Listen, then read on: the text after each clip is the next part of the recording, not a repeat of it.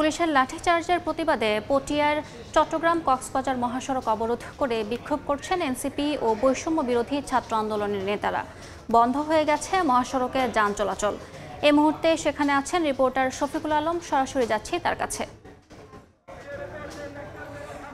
এতক্ষণ চট্টগ্রাম কক্সবাজার মহাসড়কের একটি অংশ অচল ছিল, এখন একেবারে বাইপাস সড়কের মুখে এসে তারা আন্দোলন শুরু করার কারণে কিন্তু পুরো সড়ক এখন যানজটের সৃষ্টি হয়েছে। পিছনে অর্থাৎ আগে এবং পেছনে প্রায় 1 কিলোমিটার যানজটের সৃষ্টি হয়েছে। আপনারা দেখতে পাচ্ছেন এটি হচ্ছে বাইপাস সড়কের দুই পাশে প্রায় 2 কিলোমিটার যানজটের সৃষ্টি হয়ে গেছে এবং মানুষের দুর্ভোগ তো বাড়বে সেটি বলা যায়, কারণ এটি হচ্ছে চট্টগ্রাম কক্সবাজার মহাসড়ক, একেবারে মহাসড়ক যেখান দিয়ে প্রতিদিন লাখো গাড়ি যাতায়াত করে, পর্যটন গাড়ি যাতায়াত করে এবং বান্দরবানের পর্যটনবাহী গাড়ি যাতায়াত করে, এবং চট্টগ্রামের 60টি উপজেলার যানবাহনগুলি চলাচল করে, যে কারণে একেবারে পুরো থমকে আছে এলাকা।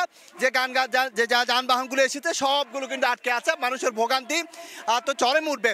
তবে এই মুহূর্তে তারা যেই দাবি দিয়েছেন যে কালকে তাদের উপর যে হামলা করা হয়েছে, পুলিশের যে লাঠিপেটা চার্জ করা হয়েছে, তার দাবিতে তার 3টি দাবি দিয়েছেন। পুলিশের ওসি প্রত্যাহার করতে হবে এবং যাদের উপর হামলা করা হয়েছে তাদের চিকিৎসা দিতে হবে এবং যাদেরকে আটক করা হয়েছে তাদেরকে ছেড়ে দিতে হবে। এখন আরেকটি দাবি তারা ঘোষণা করেছেন, তারা বলেছেন যে পুলিশ কমিশনারকে অর্থাৎ এসপি অথবা পুলিশ কমিশনারকে অবশ্যই এখানে আসতে হবে, এই পটিয়া এলাকায় এসে তাদের সাথে কথা বলে কিন্তু সমাধান করতে হবে। আপনাকে জানিয়ে রাখি, গতকাল কিন্তু চট্টগ্রাম পটিয়া থানায় কিন্তু চট্টগ্রামে যে রাঙামাটি জেলা সভাপতি দীপঙ্কর দাসকে আটক করে পুলিশকে সোপর্দ করে, কিন্তু তারা বলছে পুলিশ তাকে গ্রেপ্তার দেখায়নি।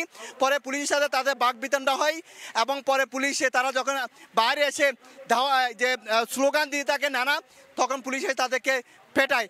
এই সময় কিন্তু লাঠি পেটানো করা হয় এবং এলোপাতায় পিটানো হয়, যার ফলে কিন্তু প্রায় 15 থেকে 20 জনের বেশি আহত হয়, তার 4 থেকে 5 জন গুরুতর আহত হয়।